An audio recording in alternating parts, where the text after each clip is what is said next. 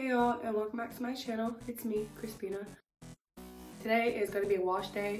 I have so much hair content I need to catch up on. I've been posting my processes through TikTok lately. I'm going to go over some basics while I have it fresh in my mind. So right here, I'm already in the bathroom. This is a coconut milk and rose water. This is going to end up being a hair and face mask. Surprisingly, I had got roses, and then there's just a whole bunch of roses in my house. This is in my house. I made rose water. Rose water is just super hydrating and super pure. Just the energy of roses themselves. That's been like my theme. I just love roses, their symbolism, their smell, the way they look. Lots of healing, moisturizing, anti-inflammatory, antibacterial properties. So it's really great for skin, really great. So that's in this mask is honey. Honey is an emollient. It's going to attract moisture. It's just really good for like detangling properties. It's good for healing properties. It's one of the quickest, easiest masks. I use coconut milk. Coconut milk, it's rich in lauric acid. How we like do like cell growth. This is off the top of my brain. I love to stress when I do masks that have protein in it, just like the Fenrir created 2 weeks ago. You don't need to do protein every time you wash your hair. Protein is like your building blocks. You need something to hold it together. The holding together portion to me would be something moisturized. I can always tell when I did a protein treatment and didn't use enough moisture because my hair will be dry to the bone.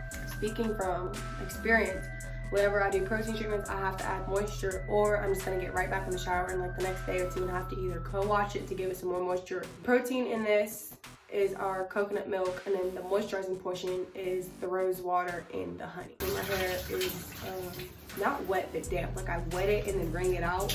That's like when my hair absorbs product the best. I don't show this part, but anytime I do a mask, I always get a plastic bag. This is what my hair looks like right now.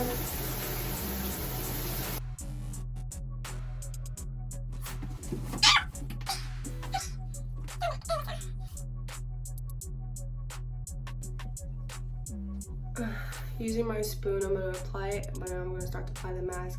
My hair is damp. I got the top, it didn't want to get wet, so I'm just gonna. And then because I'm gonna put this on my face too, I'm not gonna stick my hand in it. I'm just gonna use this spoon.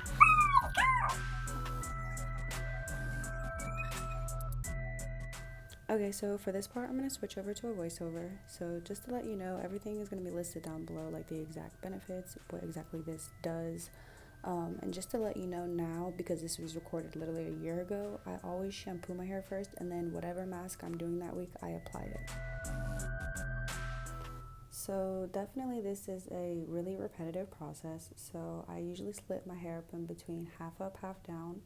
I start with the back, and especially because this has that coconut milk, that cleansing property to it, I was massaging it into my scalp first. Then I use my fingers and I start finger detangling. But as you can see, my hair, this is where my hair started to grow out, so I had to go back in with a wide tooth comb to smooth everything down, and then I'm finger detangling afterwards. Why did I just lie to y'all like that? I'm finger twirling. So first I comb with my fingers, then with the physical comb. If you don't like to use your fingers, you can go with the comb, but then less hair comes out when I do it this way. And then once your section is all nice and smooth down and detangled, you want to twist it out so it can start to remind your hair to curl up how you want it again, and then it's also going to help seal in that moisture. For the front, I always do it in like these subsections. You see how in the front of my hair it's like just kind of like needs a little extra help? It's because I stopped wrapping my hair. I still have this problem. I need to stop being lazy. But once I get all of that kind of like moisturized and it feels better and looks better, that's when I twist it up. So you'll see there how I'm still massaging it into my scalp, and then I'll like rub my fingers back and forth sometimes if I feel like one part is too wet and one is too dry, so that way it kind of gets throughout the whole entire hair, kind of like the same way when you're combing it through, but it's just like really making sure it's like rubbing into your hair shaft. And then like I said at the beginning, at the end of every mask that I do, I put a plastic bag over my head because the heat from your scalp is like a natural. My hair is pretty saturated. I used about half my cup. Honestly, I'm only gonna need like 2 more scoops for like my face. So that's my problem when I make masks. It's always hard for me to make appropriate amount because like, yeah, my hair off the gate, it feels really shiny. It took me quite a little bit to comb it, but yeah, I'll be back. So as I said before, I'm catching up on all my old content. So this is my next day hair. These are my Snapchat, my Instagram posts.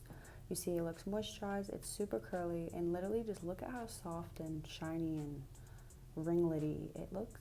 But yeah guys, that's it for this video. Everything will be down below, and before you know it, I'll be back with a new video. Don't forget to like and subscribe.